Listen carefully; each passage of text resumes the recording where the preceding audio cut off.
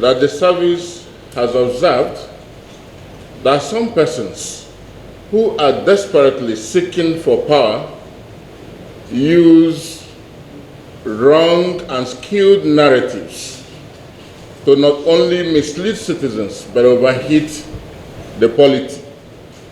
Already, they are exploiting and politicizing the issue of insecurity in parts of the country for pecuniary and other selfish reasons.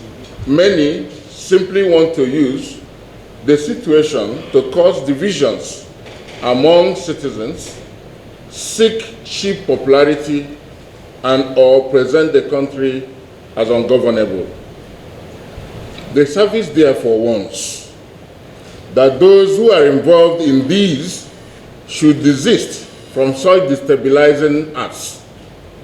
It also enjoins politicians to play by the rule and avoid statements or activities capable of inflaming the fires of division and violence prior to 2023 elections. Opinion molders like the clergy, religious and traditional rulers are also to guard their utterances and avoid inciting pronouncements. In a related development, it is common knowledge that criminal elements will heighten their inglorious activities before, during, and after the festive periods. Therefore, religious and community leaders, hoteliers, and operators of markets, parks, recreational and relaxation centers are to be at alert and watch strange movements and activities around their facilities. Such facilities include places of worship, palaces, markets, schools, and other public buildings. Owners and operators of these public spaces and their patrons should endeavor to isolate and report suspected rogues to security agencies for prompt response. Consequently, the service's interactive website and complaint lines will remain active and available to the public.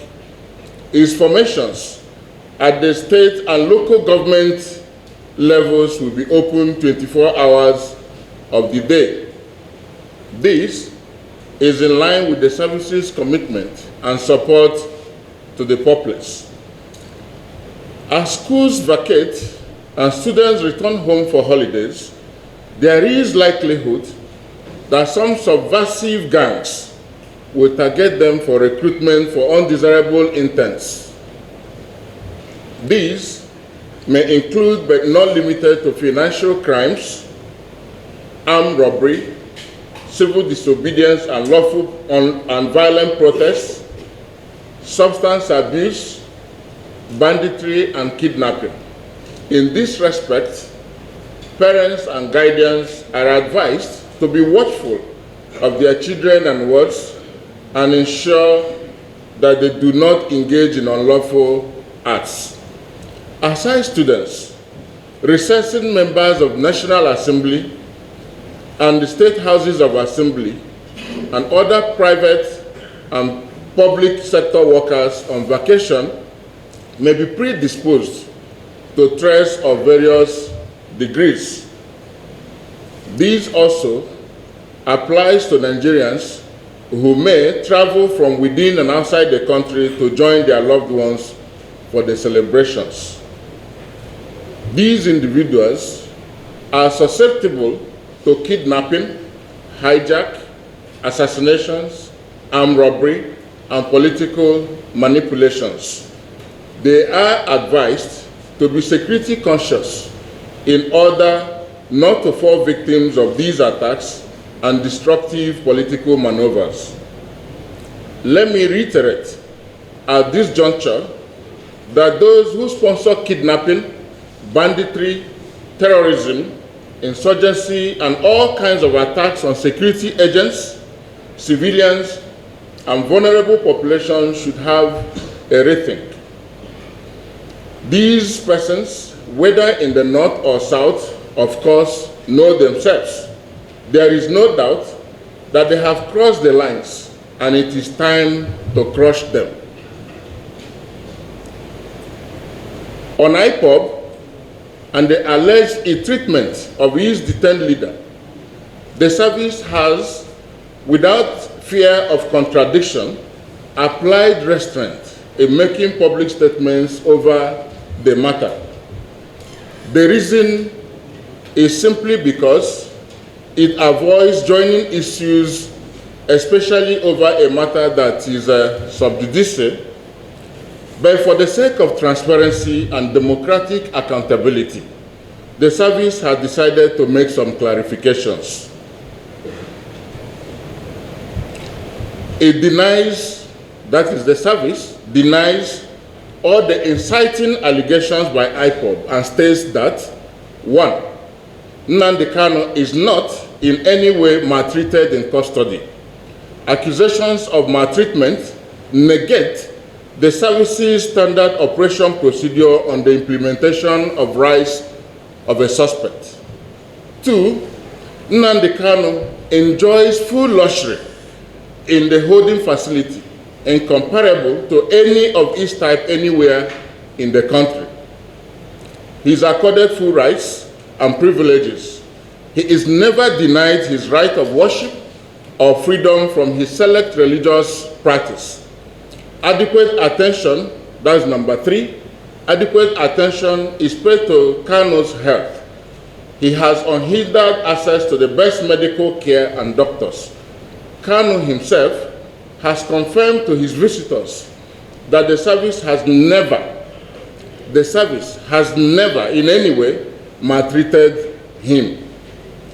He even confirmed this to the quartet of Senators Ike Ekweremadu and Enyinia Baribe, Bishop Sunday Onuaha of Methodist Church, Nigeria, and co-chair Interfaith Dialogue Forum for Peace, and Ambassador Okechukwu Emuche, MFR, Secretary General Ohaneze Ndigbo, who saw him on Wednesday, 8 December 2021. That's to say that the 4 persons as mentioned saw Nnamdi Kanu on Wednesday, 8 December 2021. And he affirmed to them that he is not maltreated by the service. 4, the story of Kanu being stabbed is fallacious. He could not have been stabbed as he enjoys meals of his choice. That he is not allowed change of clothing is also false. He is regularly allowed change of clothing as against what is presented to the public by IPOB propagandists. Assuming he is being maltreated, how come his visitors told him he was looking well? All the allegations of violation of his rights as a suspect, victimization, and starvation, among others, are not true. They are not true. It is unfortunate that some elements have decided to use outright misinformation to represent the state of affairs.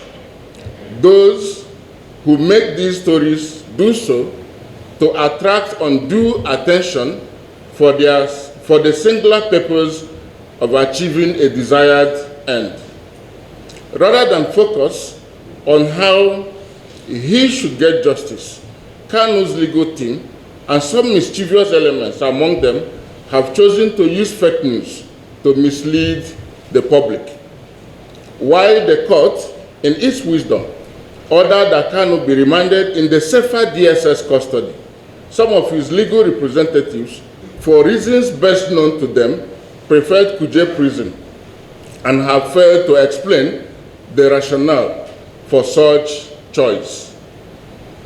It may interest the public to note that a particular lawyer among Kanu's team is feasting on the matter such that one could conclude that his interest is beyond getting justice for his client.